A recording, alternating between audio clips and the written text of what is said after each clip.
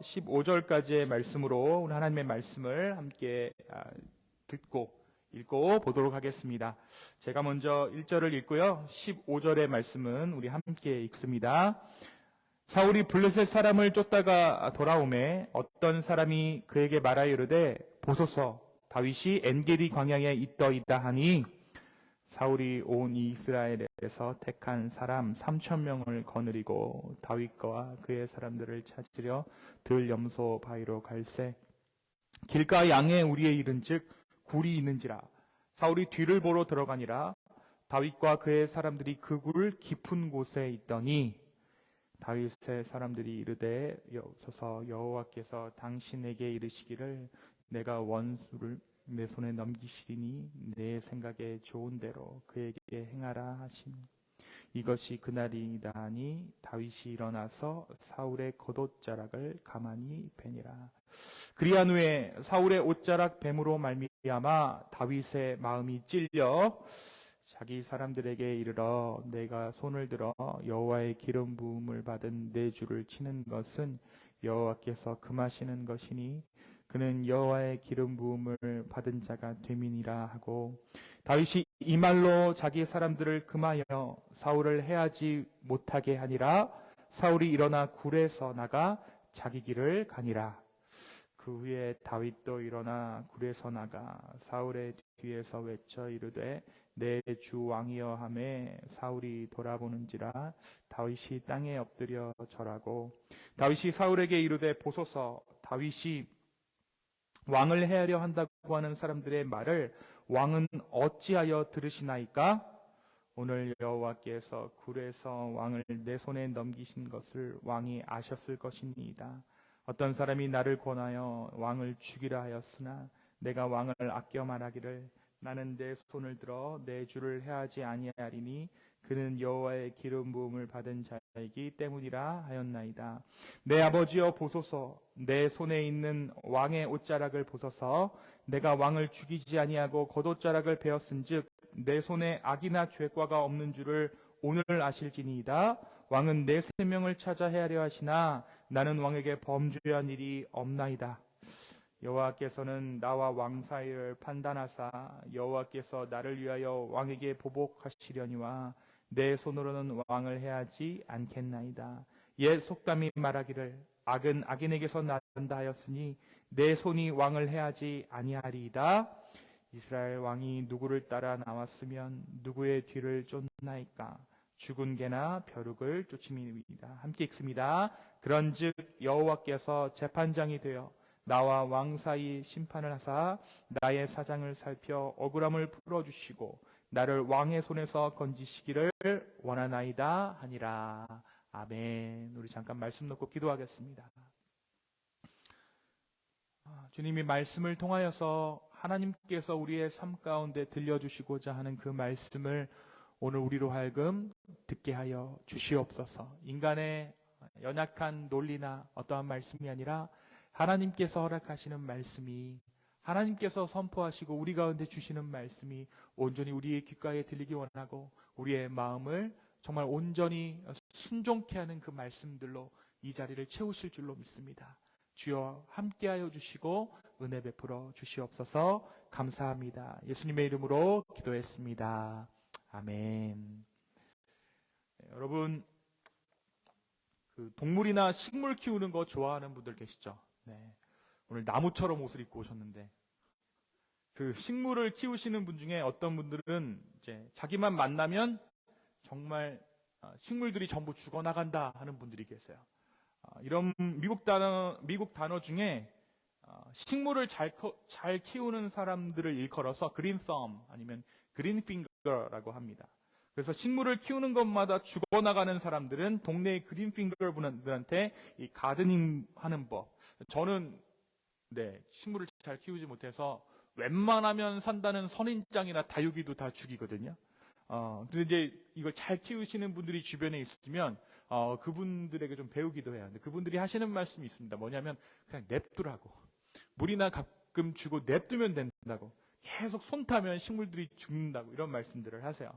반대로 이 식물을 키우는데 영 재능이 없는 사람, 저 같은 사람을 뭐라고 할까요?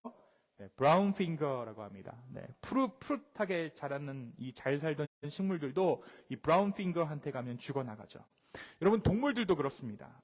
지금은 제가 여건이 되지 않아서 집에 강아지를 키우고 있지 않는데, 저는 어려서부터 이 집에 애완견이 있었어요. 근데 예전에는 애완견이라는 표현을 썼는데 요즘에는 반려동물이라고들 많이 표현하는 것 같아요. 보통 이제 인생의 반려자 하면 남편이나 아내를 말하는데, 때로는 이 동물들이 남편이나 아내보다 더 나은 상황이 있는 것 같아요. 그래서 사람들이 애완견이다라고 이름을 붙이지 아니하고 반려견, 반려동물 이러한 이름들을 붙이곤 합니다. 지금도 이제 주변에서 강아지를 키우는 분들을 보면 이제 부럽기도 하고 한 마리 키워볼까 하는 마음이 들기도 하지만, 이 한 생명을 집으로 들이는 것이 굉장히 많은 헌신을 요구한다는 것을 깨달은 후로, 또 이 펜노스라 그러죠. 이 동물이 이제 무지개 다리를 건넜을 때 그 상실감 때문에 저는 섣불리 결정을 하지 못하고 있어요. 저는 때로 요즘 세대가 지나치게 반려동물들을 떠받들며 사는 것에 대해 우려의 마음이 드는 것이 사실입니다. 최근에 달라스의 한 PTA 회의에서 학교에 동물들의 대소변을 처리하는 리터박스를 학교 전역에 설치해달라는 민원이 있었다고요. 그래서 그러면 이제 애들이 학교에 자기가 집에서 키우는 애완동물들을, 이 반려동물들을 이렇게 데려오려나 보다라고 생각을 했었던 거죠. 근데 왜 이 PTA가 이 학교 전역에 리터박스를 설치해 달라고 했냐면, 여러분 이유를 들으시면 깜짝 놀랄 겁니다. 그 이유를 들은 저로서는 정말 참 어이없기도 하고 슬프기도 했는데요. 그 이유가 다름 아닌, 아이들이 스스로를 동물로 인식하고 사람이 이용하는 화장실 사용을 거부하기 때문이래요. 그래서 학교 전체에 그러니까 이제 성별을 자기가 선택하는 것을 넘어서서 자기의 인간됨을 포기하고 자기의 종류로 생각한다는 거죠. 제가 이 말이 너무나도 어이가 없어서, 과연 우리 동네에도 이러한 일이 있을까? 목회자들 사이에서, 목사님, 달라스에서 이런 일이 있대요. 그랬더니 목사님 중에 한 분이 그러시는 거예요. 이 동네에도 있어요. 어떤 애가 자기는 새다라고 이야기를 하고, 또 어떤 애는 자기를 고양이다라고 이야기를 한대요. 자기 집 애가, 자기 자녀가 이 고양이 때문에 미치겠대.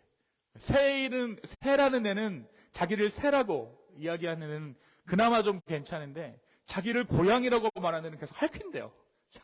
주변 사람들을. 여러분, 뭐가 잘못돼도 진짜 한참 잘못된 거죠. 여러분, 이 다름 아닌 이러한 일들은 하나님의 창조의 질서에 대해서 거부하는 인간들의 죄악의 결과가 빚어낸 참상이기 때문에 그렇습니다. 하나님께서 인간을 창조하시고 우리에게 주신 특권이자 의무가 있습니다. 그것은 하나님께서 창조하신 모든 생명체들을 관리하고 다스리는 그 특권이 누구에게 있습니까? 저와 여러분에게 있어요. 사람에게 있습니다. 하나님께서 그것을 우리에게 주셨습니다. 우리에게 전해주신 그것이 창조의 질서예요. 다시 말해서 예수님이 다시 오시는 그날까지 아무리 개나 고양이의 권리가 높아진다라고 해도 개나 고양이가 인간들을 다스리는 그날은 오지 않는다라는 거예요. 반대로 우리가 그들을 떠받드는 풍조가 우리 가운데 있기는 하지만, 여러분, 이런 말을 써서 죄송하지만 시쳇말로 죽었다 깨나도 부활해도 이런 일은 없습니다. 개나 고양이가 아무리 권리가 신장된다고 해도 개나 고양이가 인간들을 다스리는 그날은 오지 않는다라는 것이죠. 하나님께서 세상 모든 만물을 다스릴 만한 그 주권을 우리 인간들에게만 부여하셨기 때문입니다. 그 책임을 주님께로부터 부여받은 우리는 하나님께서 우리를 그 아들 주셔서 구원하신 그 사랑으로 다스렸던 것처럼 이 세상 모든 만물을 구원자의 마음으로, 긍휼한 마음으로 다스려야 하는 것입니다. 우리에게 능력이 있기 때문이에요. 하나님께서 모든 만물을 다스릴 만한 그 힘을 우리에게 주신 거예요. 그죠? 그 힘을 잘못 사용하게 되면 그것은 동물이나 식물에게 재앙일 뿐 아니라 우리 인간 스스로는 하나님 앞에 죄를 짓게 되는 것이죠. 우리는 하나님의 대리인으로서 하나님의 성품을 닮아가는 이 땅을 다스리는 그 다스림을 완성해야 하는 의무와 책임이 있는 줄로 믿습니다. 네. 누가 주셨다고요? 이 힘을? 하나님께서 주셨다고요. 네. 여러분, 제가 이번 주에 그 눈썹 뽑는 아이, 금쪽이, 여러분 이게 클립으로 보신 적 있나요? 집에 가셔서 꼭 유튜브에 이번 주 금쪽이를 한번 꼭 시청하시기 바랍니다. 이 아이가 엄마를 때려요. 엄마를 막 폭행하는 아이인데, 부모와 자식 관계가 바뀐 거죠. 그죠? 그런데 하나님께서 정해주신 법칙이 뭐예요? 자녀가 부모를 양육하는 것이 아니라 부모가 자녀를 양육하는 것이 하나님께서 정해주신 법칙이고 원리죠. 근데 이것도 인간들이 또 거꾸로 만들었어요. 자신들을 포기한 채 자식들을 떠받들기 시작했습니다. 어떻게 보면 하나님께서 주신 권위와 이 권리들을 우리가 제대로 인식하지 못하고 있는 거예요. 이 유스 아이들, 우리 아이들 정말 잘 양육해야 합니다. 사랑으로 양육해야 되죠. 우리 아이들 정말 사랑으로 양육해야 합니다. 그런데 여러분, 훈계하는 것이 죄는 아닌 거예요. 하나님께서 우리에게 주신 특권이 있는 것이죠. 우리 아이들이 잘못 나갔을 때는 우리가 우리 아이들을 제대로 훈계할 만한 책임이 있는 것입니다. 마틴 루터 킹 주니어 목사님의 말대로 우리는 하나님의 대리인으로서 우리 아이들을 양육하고 있는 것이죠. 우리가 하나님의 대리인으로서 우리 아이들을 양육한다는 것은 내가 정말 그 사실을 믿고 있다면 하나님이 어떠한 분이신지를 우리가 알아야 한다는 거예요. 내가 하나님의 대리인으로서 우리 아이들을 양육한다. 그럼 내가 하나님이 어떠한 분이신지를 알아야 될 거잖아요. 그래야 내가 하나님의 대리인으로서 이 아이를 양육할 거 아닙니까? 그분이 무작정 위압으로 우리를 대하시는지, 하나님이 우리를 무작정 위압적으로 우리를 대하시는지, 아니면 우리를 무작정 사랑으로만 대하시는 분인지, 그 하나님이 어떻게 자녀된 우리를 대하고 계시는지에 대해서 우리가 알고 있어야 한다는 거예요. 부모로서 가장 힘든 순간이 우리도 부모가 처음이기 때문에 언제 화를 내고 언제 허용해야 하는지 모르겠다라는 거예요. 그때 우리는 주님의 은혜가 필요합니다. 내가 주님과 어떻게 관계하고 있는가, 이때 주님은 나에게 어떻게 하셨는가가 우리가 아이들을 양육하는 데 있어 절대적인 지표가 되기 때문이에요. 여러분, 왜 제가 이런 얘기를 할까요? 왜 오늘 다윗과 사울의 이야기, 오늘 이 옷자락을 벤 얘기를 가지고 왜 이런 이야기를 할까요? 오늘 이야기는요, 사실 여러분, 있는 힘을 어떻게 사용할 것인가에 대한 말씀이기 때문에 그래요. 하나님께서 우리에게 능력을 주셨죠. 하나님께서 우리에게 힘을 주셨어요. 여러분, 세상 교회가 정말 어떻게 보면 힘과 능력을 잃어버린 요즘 세대가 되었지만, 그럼에도 불구하고 하나님께서는 교회에게 힘과 능력과 권세를 주셨습니다. 어떠한 힘과 능력과 권세를 주셨습니까? 하나님의 능력과 힘과 권세를 우리에게 주셨어요. 네. 구원의 그 힘, 구원의 능력을 우리 가운데 허락하셨다라는 거예요. 우리가 선택한 것은 아니지만 하나님께서는 우리에게 만물을 다스리는 권위와 힘을 주셨습니다. 그 힘을 어떻게 사용해야 하는가?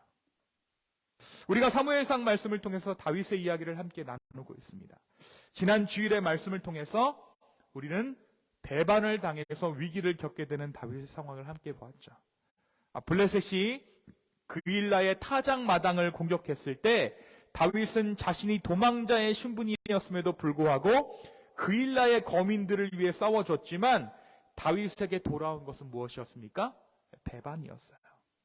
바로 다윗을 쫓고 있던 사울에게 다윗의 위치를 그일라의 사람 중 누군가가 밀고 한 것이죠.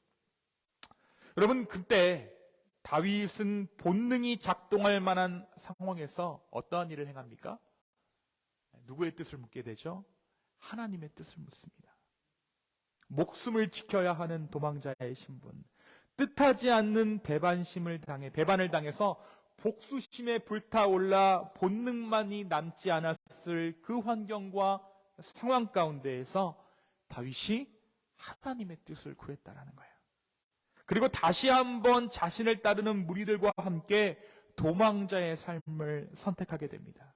말씀은 그가 광야로 들어갔다라고 이야기해요. 다윗에게 또 한 번 광야의 삶이 시작된 것이죠. 다윗은 10광야라는 곳으로 들어가게 됩니다. 한편 다윗이 10광야의 바위 산들에 숨어 있다라는 첩보를 입수한 사울은 매일같이 샅샅이 그곳을 수색합니다. 도보로 걸어서 그 10광야의 바위 산들을 뒤져서 다윗을 찾는 것이 거의 불가능에 가까웠지만 사울은 다윗을 잡아야 한다는 그 욕망에 사로잡혀서 매일 밤낮을 자기 군대를 시켜가지고 이 다윗을 찾는 것에 몰두했어요. 그런데 하나님은 결코 다윗의 생명을 사울에게 넘겨주시지 않았죠. 한 가지 재밌는 사실은 사울은 여전히 하나님께서 자기 편에 서 계신다라고 착각하고 있었다라는 거예요. 다윗이 그일라에 있을 때에도 사울은 하나님께서 자신에게 다윗을 자기의 손에 붙였다라고 생각했습니다. 하지만 그것은 어떻습니까? 그것은 사울의 철저한 착각이었습니다. 여러분, 하나님 뜻에 벗어난 사람들의 가장 큰 특징이 뭔지 아세요? 하나님이 내 편이다라고 생각하는 거예요. 돌아가는 상황이 어떠한 것인지 전혀 알아가지 못하고 자기 중심으로 하나님의 섭리를 재해석하는 것이죠. 하나님은 내 편이다. 나는 하나님을 제대로 믿고 있다라고 착각하는 것입니다. 그런데 이렇게 10광야에 숨어든 다윗에게 또 한 번의 위기가 찾아옵니다. 또 한 번 10광야의 사람들이 다윗의 위치에 대해서 정보를 제공한 거예요. 그것의 사람들은 비교적 정확하게 다윗의 위치를 사울에게 말해줍니다. 여러분, 이것을 어떻게 보면 다윗이 무엇이 된 걸까요? 오사마 빈라덴과도 같이 된 거예요. 도망자가 된 것이죠. 여러분, 우리가 오사마 빈라덴 나쁜 사람이다라고 얘기를 하잖아요. 맞아요. 사울의 입장에서 봤으면 사울의 정권이기 때문에 사울이 오바마인 거예요. 그리고 지금 다윗이 오사마 빈라덴인 것이죠. 그런 입장에서 놓고 봤을 때 사람들이 이 다윗, 오사마 빈라덴의 위치를 제공하는 것은 당연한 이치인 겁니다. 반역자가 누군 거예요? 다윗인 거예요. 그래서 사람들이 계속해서 이 다윗의 위치를 지금 제공하고 있는 것이죠. 정부군에게, 사울에게 정보를 제공하고 있는 것입니다. 결국 다윗은 사울의 군대에게 협봉을 당하게 됩니다. 아마 이때가 다윗에게 있어서 가장 큰 위기가 아니었나 싶어요.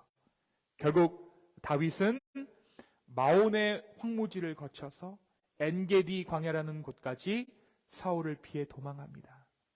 이렇게 절체절명의 위기의 순간에 다윗이 노래했던 시편이 있습니다. 바로 시편 27편입니다. 제가 여러분들을 위해서 이 시편 27편 4절까지의 말씀을 한번 읽어드릴게요. 스크린에도 나와 있는데요.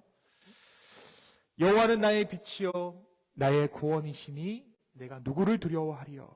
여호와는 내 생명의 능력이시니 내가 누구를 무서워하리요. 나의 대적, 나의 원수된 행악자가 내 살을 먹으려고 내게로 왔다가 실족하여 넘어졌도다. 군대가 나를 대적하여 진칠지라도 내 마음이 두렵지 아니하며 전쟁이 일어나 나를 치려 할지라도 내가 오히려 안연하리로다. 내가 여호와께 청하였던 단 한 가지 곧 그것을 구하리니 곧 나로 생전에 여호와의 집에 거하여 여호와의 아름다움을 앙망하며 그 전에서 사모하게 하실 것이라. 여러분, 다윗이 지금 하나님이 누구인가를 노래하고 있어요. 죽음이 그를 삼키려 할 때, 죽음의 그림자가 그를 드리웠을 때 그는 하나님이 누구신가를 기억하고 있었습니다. 여러분, 그도 사람인데 왜 사울이 두렵지 않고 죽음이 두렵지 않았겠습니까? 하지만 다윗은 두려움이 엄습하면 엄습할수록 하나님을 바라보려고 애를 썼습니다. 그리고 다윗이 하나님을 새롭게 깨달을수록 사울에 대한 두려움은 극복되어져 갔어요. 큰 위기 가운데 있었던 다윗이지만, 삶과 죽음의 기로에 서 있었던 다윗이지만, 그는 바로 그 현장이 하나님의 품속이었다라고 고백합니다. 현실은 광야였지만 그 광야를 통해 그는 하나님의 집안의 안방을 경험하고 있다라고 고백하는 거예요. 내가 여호와의 전 가운데 거하고 있습니다. 사울이 다윗을 잡으려 할 때, 필사임을 당해서 다윗을 쫓을 때, 바로 그때에 한 소식이 전령을 통해 전해지게 됩니다. 그것은 블레셋 사람들이 이스라엘을 침략했다라는 전갈입니다. 그래서 이제 사울이 다윗 쫓던 것을 포기하고 블레셋의 침략을 막기 위해 돌아가야만 했어요. 이때 사울과 함께 있던 정예 부대가 3,000명이었다라고 말씀은 전합니다. 다윗에게는 여러분 어떻게 보면 희소식이겠죠. 그죠? 막 도망을 하다가 합경에 지금 이제 위기에 처했는데 다윗이 블레셋이 쳐들어왔다는 소식을 듣고, 사울이 쳐들어왔다는 소식을 듣고 지금 다시 본국으로 돌아가야 되는 상황이 된 거예요. 지금 다윗에게는 굉장히 좋은 소식이 아닐 수 없죠. 그런데 오늘 말씀 한번 보십시오. 1절과 2절 한번 볼까요? 사울이 블레셋 사람을 쫓다가 돌아오매 어떤 사람이 그에게 말하여 이르되 보소서 다윗이 엔게디 광야에 있더이다. 또 한 번 밀고를 한 거예요. 지금 사울은 어디로 가고 있던 중입니까? 이스라엘로 가고 있던 중이죠. 왜요? 하나님께서 맡겨준 사명이 있으니까. 어떤 사명입니까? 블레셋의 손으로부터 이스라엘 백성을 구해야 한다는 그 사명이 있기 때문에 지금 돌아가고 있었어요. 그런데 다윗이 엔게디 광야에 있다라는 소식을 듣자마자 3,000명을 돌이켜서 다시 다윗 찾기에 몰두하게 됩니다. 여러분, 사울이 완전히 눈이 멀어버린 거예요. 다윗이 엔게디 광야에 있다라는 소식을 듣고는 가던 길을 멈추고 다윗을 잡기 위해 엔게디 광야로 방향을 바꾼 것입니다. 그렇게 엔게디 광야에 다다른 사울이 한 굴을 막 찾기 시작해요. 그리고 한 굴을 발견합니다. 왜 찾았을까요? 정답은 오늘 말씀 한번 볼까요? 3절에 보니까 길가 양의 우리에 이른즉 굴이 있는지라. 그죠? 사울이 뭐를 보러 들어갔다고요? 뒤를 보러 들어갔다고요. 네, 이게 무슨 뜻일까요? 네, 용변이 급했던 거예요. 그래서 막 굴을 찾다가 사울이 적당한 굴 하나를 발견하고 그리로 들어갔습니다. 뭐를 하기 위해서? 용변을 보기 위해서. 그런데 여러분, 공교롭게도 그 굴에 누가 있었는 줄 아세요? 다윗이 있었어요. 다윗이 그 굴에 부하들과 함께 숨어 있던 거죠. 여러분, 누구에게 기회입니까? 다윗에게 기회죠. 네. 지금 이제 하민이가 화장실 갔다 왔는데 화장실 갈 때 제일 조심해야 될 때인 거예요. 위기, 인생의 가장 큰 위기. 화장실 갔다 올 때. 다윗에게 기회가 온 거예요. 사울이 용변을 보기 위해서 무기를 풀어놓고 모든 것이 오픈된 채 뒤를 보이고 있는 상황은 다윗에게 사울을 제거할 만한 완벽한 찬스가 온 것임에 틀림없습니다. 지금 볼 거나 안 볼 거를 다 보인 거잖아요. 그렇죠? 그러니까 이제 다윗의 부하들이 지금이 바로 하나님께서 허락하신 기회라고 이야기합니다. 4절입니다. 여호와께서 당신에게 이르시기를 내가 원수를 너의 손에 넘기리니 너의 생각에 좋은 대로 그에게 행하라 하시더니 이것이 그날이니라. 이때다라는 거예요. 여러분, 이런 영웅담이 또 있겠습니까? 다윗이 용변 보던 사울을 죽였다. 이것만큼 비참한 최후도 없고요. 이것만큼 다윗에게 왕의 명분을 하나님께서 보여주셨다라는 대목도 없는 거예요. 부하들의 이야기대로라면 하나님의 예언이 성취되고 있다는 거예요. 그러나 부하들이 말한 예언은 지금까지 한 번도 성경에 기록된 적이 없습니다. 여러분도 속으셨죠? 이 말이 기록된 적이 있었나?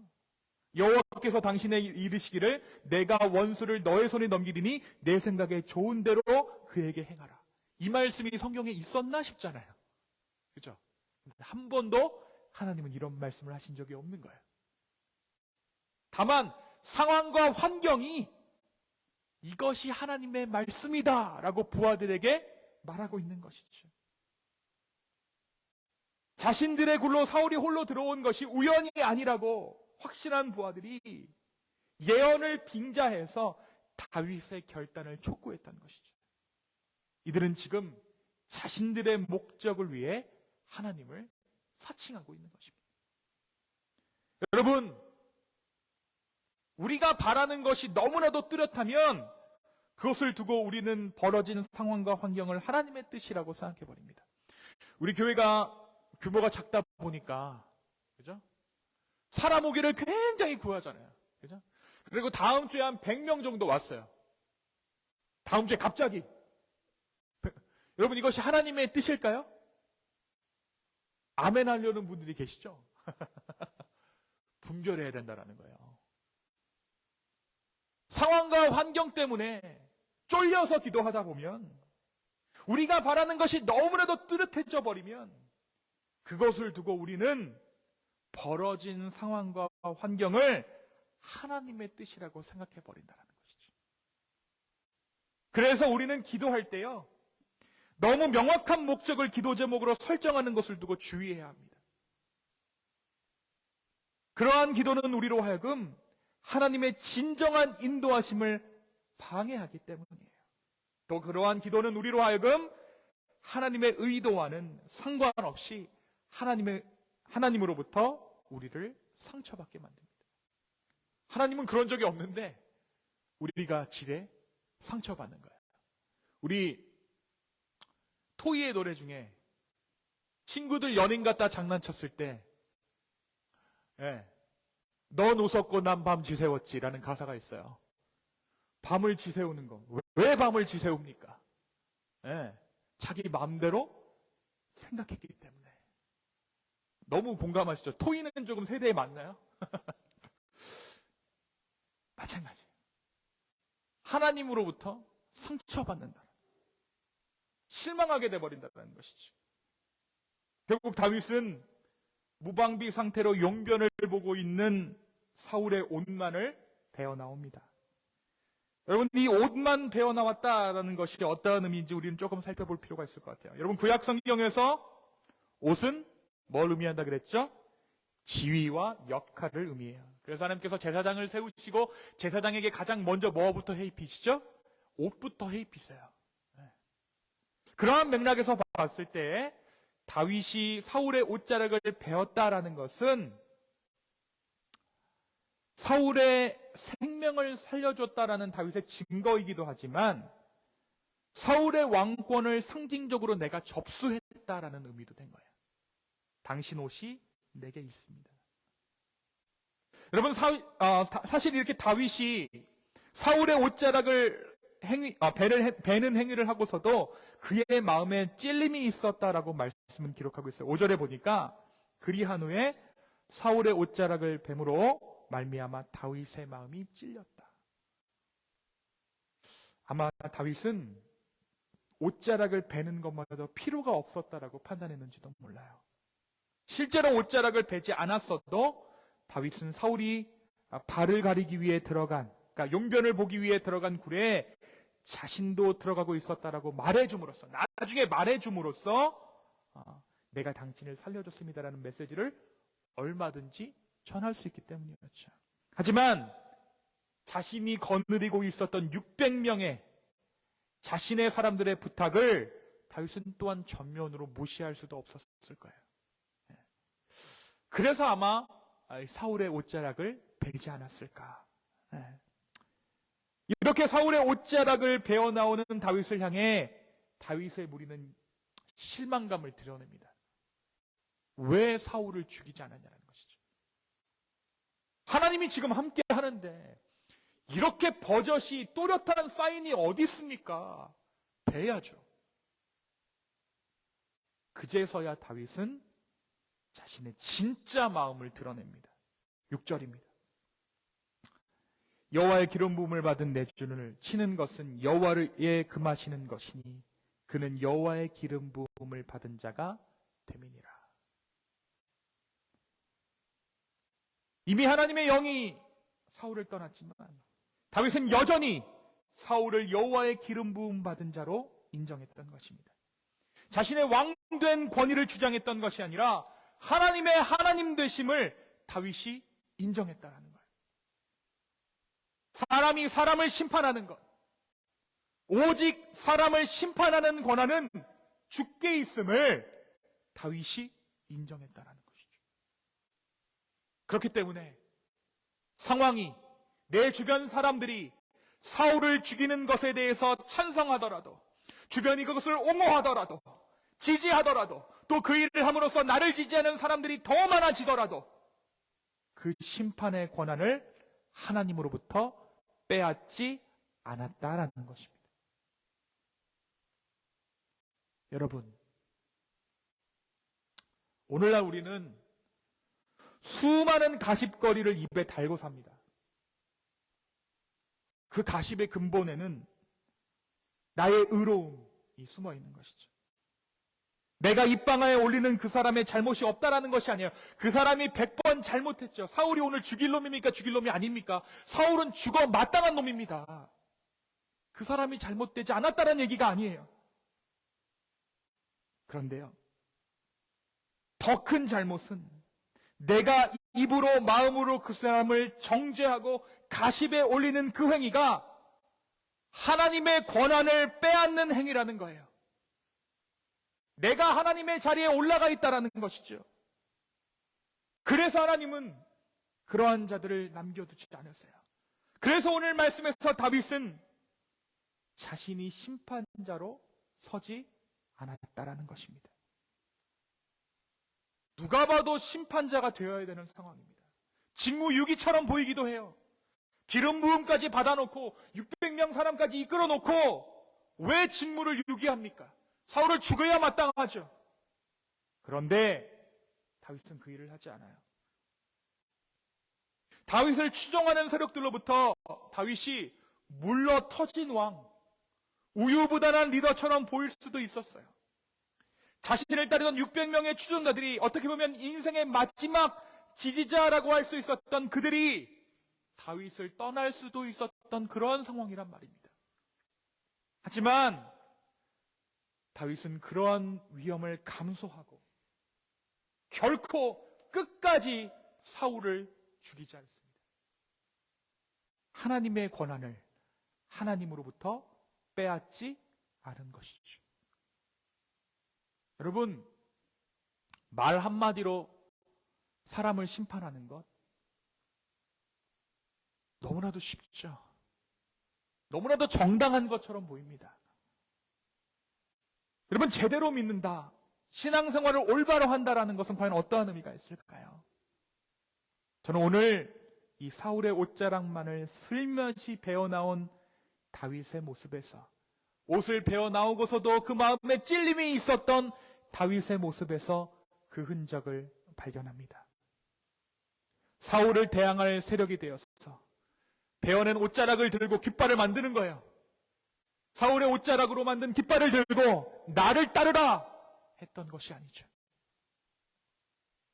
우리가 제대로 된 왕조다, 개혁의 왕조다 라고 부르짖는 것이 아니라 다만 하나님께서 완성하실 그 구원의 섭리를 기다리는 것, 나 역시 하나님의 심판으로부터 자유할 수 없는 죄인이라는 것을 다윗이 인정했던 것처럼 우리도 죄인된 마음으로 하나님의 심판과 처분을 기다리는 자로서 그 순간을 기다려야 한다는 것입니다. 여러분, 다윗은 하나님의 사람이었습니다. 이미 왕권이 자기에게 있다는 것을 알았죠. 그렇기 때문에 사울을 죽이는 것이 다윗에게는 무의미 있어요. 우리가 새벽마다 묵상하는 이 민수기서의 말씀을 통해 알 수 있었듯이 하나님께서 싫어하는 게 뭐예요? 피 흘림 싫어하시잖아요. 그렇죠? 사람을 죽이는 거 싫어하시죠.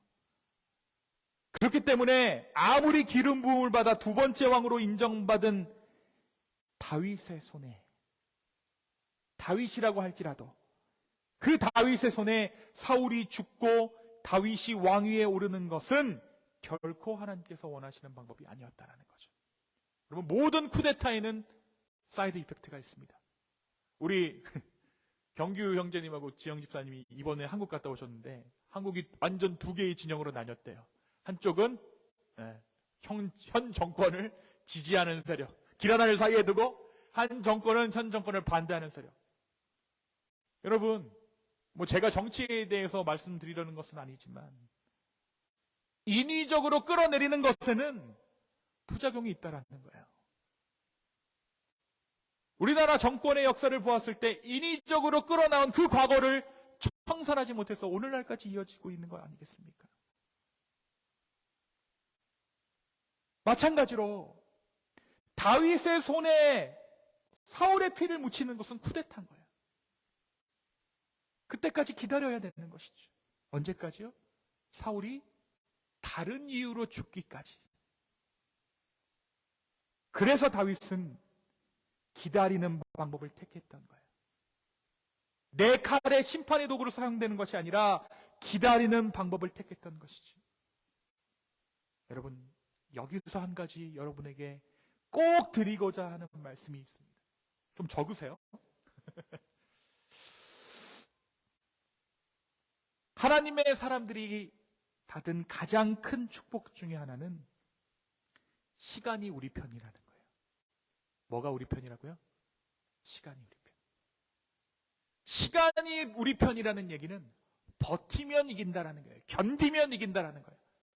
싸워서 쓰러뜨려서 이기는 게 우리의 승리가 아니라 버티는 자가 얻는 승리가 우리의 승리라는 것이죠.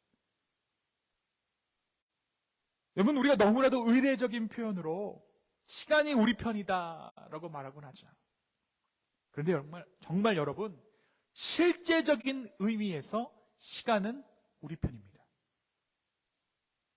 왜 그렇습니까? 예수님이 시간의 주관자 되시잖아요. 우리가 나름 과학적인 방법으로 저희 조상 중에 한 명이었던 우리 장영실 선생님께서 해시계도 만들고 뭐 이것저것 만들어서 시간을 재지만, 그리고 세월을 계수하지만 이 모든 시간의 끝은 언제 끝이 납니까?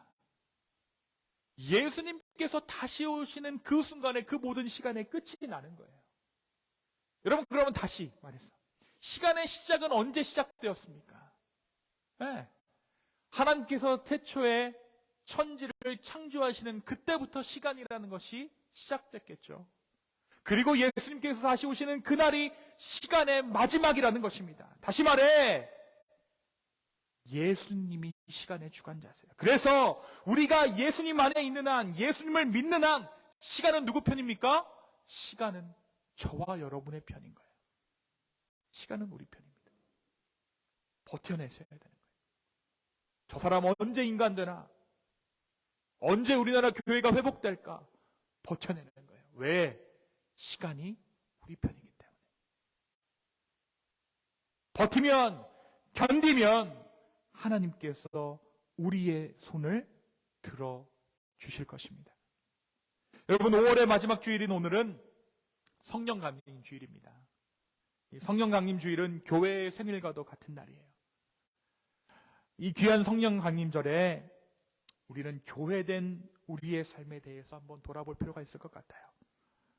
과연 나는 누군가를 정죄함으로, 누군가를 비방함으로 하나님의 주권을 빼앗고 있지는 않습니까?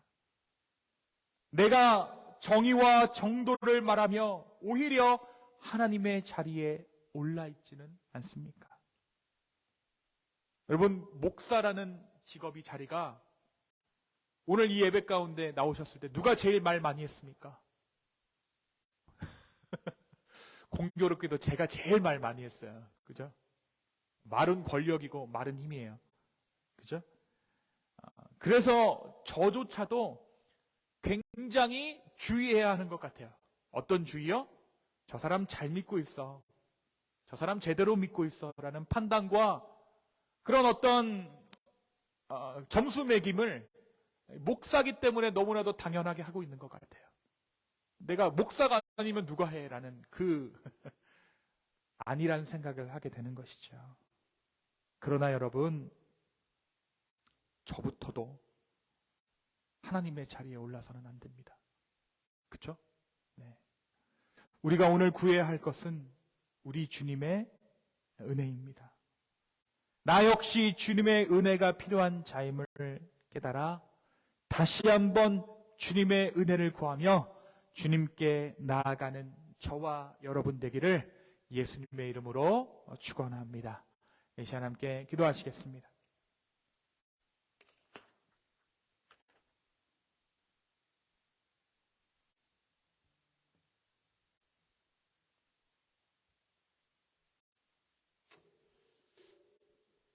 여러분 함께 기도하실 때 혹시 우리의 마음이 높아져 있다면, 그래서 하나님을 찾지 않고 있다면 오늘 이 시간 그 모든 마음 가운데 하나님께서 역사하시기를 구하며 기도하셨으면 좋겠습니다. 주여, 우리 가운데 일하여 주시고 우리 가운데 역사하여 주십시오. 높아진 나의 마음을 낮추시고 나 또한 죄인임을 인정하는 이 귀한 예배의 시간 되게 해달라고 우리 간절한 마음으로 함께 기도하며 주님 앞에 나아가겠습니다.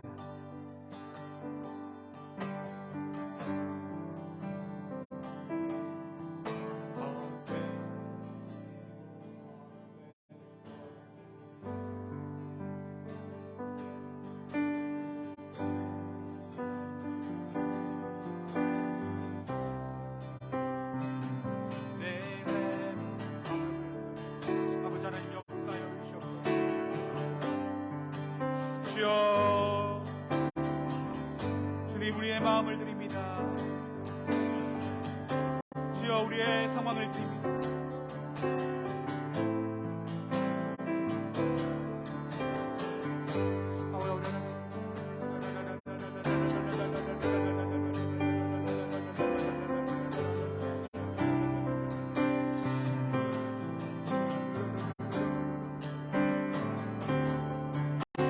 우리 함께 찬양합시다. 우물가의 여인처럼, 우물가의 여인처럼 난 구했네. 헛되고 헛된 것들을, 헛되고 헛된 것들을 그때 주님 하신 말씀 내 샘에와 생수를 마셔라. 오 주님, 오 주님, 채우소서. 나의 잔을 높이 듭니다. 나의 잔을 높이 듭니다. 하늘 양식, 하늘 양식 내게 채워 주소서. 넘치도록 채워주소서. 오 주님, 채우소서. 오 주님, 채우소서. 나의 잔을 높이 듭니다. 하늘 양식 내게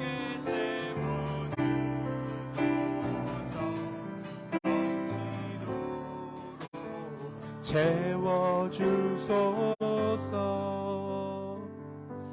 주님, 오늘 우리의 모든 마음들을 아버지 앞에 내려놓습니다. 그리고 주님의 은혜만을 구합니다. 우리의 주인 되시고 우리의 참된 하나님 되어주신 그 주님만을 바라보길 원합니다. 혹여나 우리의 마음 가운데 하나님의 자리를 탐하여서 하나님의 자리에 너무나도 쉽게 올라탄 우리의 모습이 있다면 주여, 우리를 긍휼히 여겨 주십시오. 우리를 불쌍히 여겨 주시옵소서. 감사합니다. 예수님의 이름으로 기도하였습니다. 아멘.